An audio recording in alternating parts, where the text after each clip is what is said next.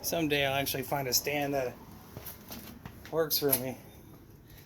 But I'm just gonna...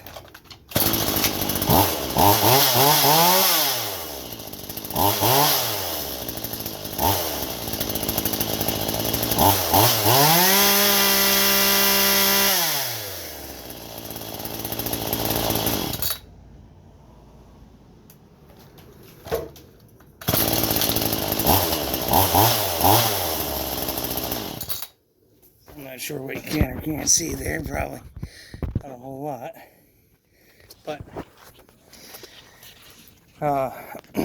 adjusted the screw out. I put some of my my mix in.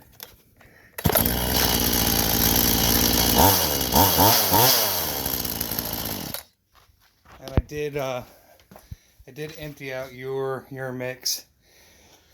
It does look a little heavy, does smell a little heavy. And I did make a slight adjustment to the low idle screw.